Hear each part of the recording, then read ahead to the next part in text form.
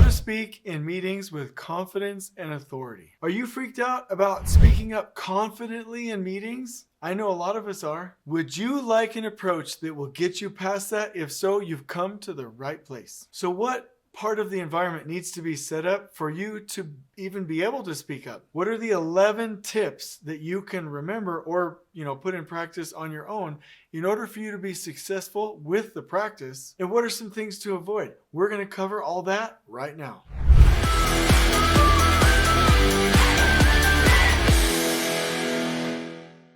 So speaking up confidently in meetings is definitely a skill that we all need and that we can practice, but there is a right way to practice it or else we can experience some trauma. Meaning if it's an unsafe environment, if it's not the right time, if it's a hostile crowd, or you don't have the right supportive elements, it can really be a hard thing. So first and foremost, we must have the right environment.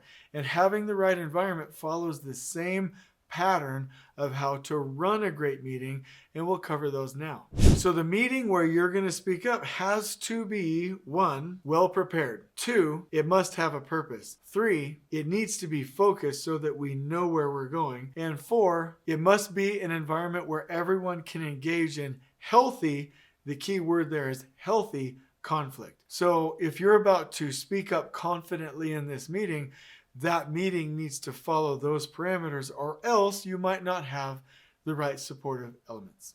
If you do have those components, you can, number 1, see where the conversation is headed and stay with that contextually. Number 2, use your experience to tie in that direction and speak up when needed. And 3, practice saying something that will contribute to the direction the conversation is heading. And so that's great. The exact answer to how you can get better at this is practice. But remember that practice does not make perfect. Perfect practice makes perfect, or practice makes permanent. So I really suggest that you have the right supportive elements before you start to practice more and more speaking up. Also understand your natural tendencies. I'm an extrovert, which means that I really get energy out of being around people, right? I can go to a party, talk to a bunch of people, and at the end be like, hey, let's go out on the town. I have so much energy, right? Introverts can do the same things, show up the same way, be just as amazing, if not more, because typically they're more thoughtful, but it might drain their energy, right? So to all of you extroverts out there or those introverts who are quite amazing and are very thoughtful, I want to tell you that you can speak up as long as you practice. But in order to practice, again, you need the right environment. So here are the tips that I want to give you as you practice. Number 1, prepare in advance. You will not go wrong if you're prepared for the meeting. A meeting should be scheduled, the purpose should be well stated, and it should have given you enough time to come prepared so that you understand what's being discussed and you can do any research ahead of time. Number 2, get rid of your limiting beliefs. Well, you'll probably always have them. So let me say, move past them. Stop censoring yourself. Please do not believe, even though it'll probably keep coming back up, please do not believe that no one needs to hear from you. What you have, no one else has. We need your opinion. We need your expertise. And that group will go farther if they have it. So please stop censoring yourself. Know that people need you. Number 3, listen well. This is something that I could really use, this bit of advice. Always listen. Something that I have found is that if you're really, really listening, sometimes I'll forget what I was going to say and somebody will turn the time back to me and I'm like, hold on, wait a minute, I was listening. So it turns out that when you actually listen to what people are saying, sometimes you might forget what you're going to say. But it's crucial to listen because then you'll know exactly what people are saying. You'll be able to build on that and head in the direction that the group is going so that your comment is not just something that's said, it's something that is said and lands with the people that you're discussing it with. Number 4, ask questions. If you don't feel ready to speak up, always default to asking for clarity. Hey, what does this mean? Well, what about that? Don't be afraid to ask why a couple of times. But asking questions can really help the conversation move forward. And when you have a solution or something that will help the group, it will make sure that you understand the context and you can give a really meaningful answer. Number 5, if you're hosting the meeting, use a meeting agenda. But if you're not hosting it and you're participating in the meeting, align with the agenda. That can really help you to anchor and know when to speak up. Number 6, believe in your answers. If you believe in it, you can't go wrong. A lot of times what I say when people are giving a talk or responding or being interviewed or speaking up in a meeting is to really center your response around a single concept or even sometimes a single word, right?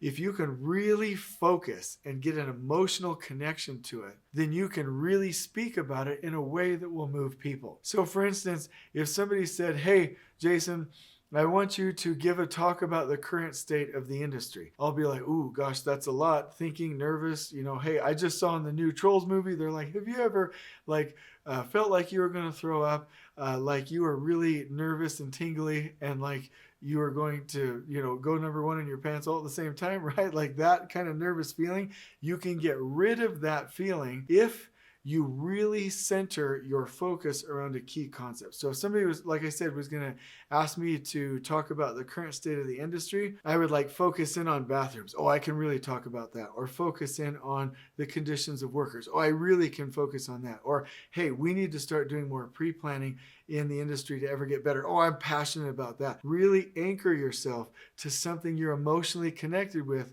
and people will feel your passion in that comment.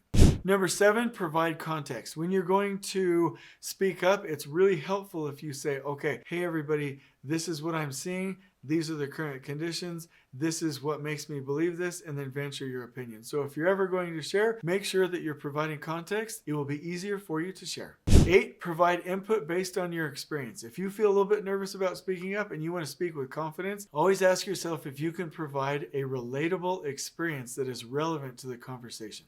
And number 9, practice, practice, practice. Every time you find an opportunity where you can add value, if you practice, you'll normalize it and you'll get better.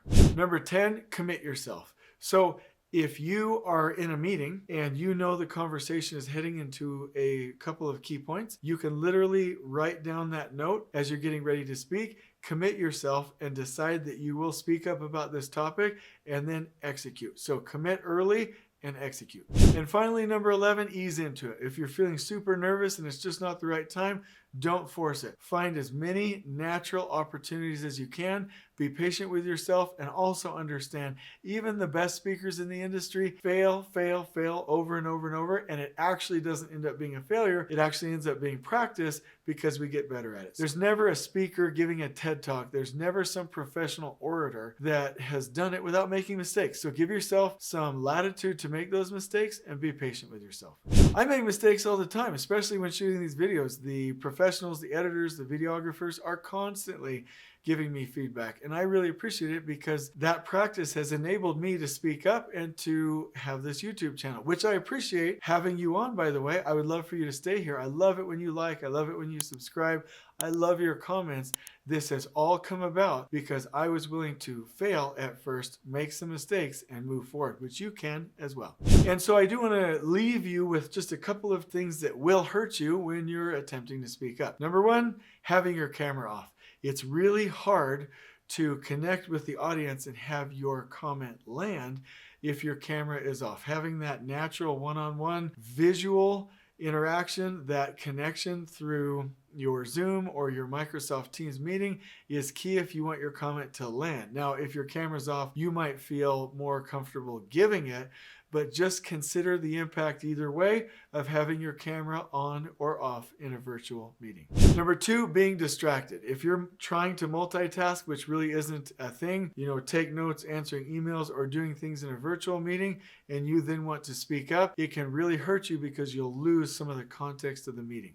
And number 3, not listening to others. That can really disconnect the group and prevent your comment from landing. So if you want to be successful, try to be present, have your camera on, try not to be distracted, and always be listening to others so you can build on what they have to say.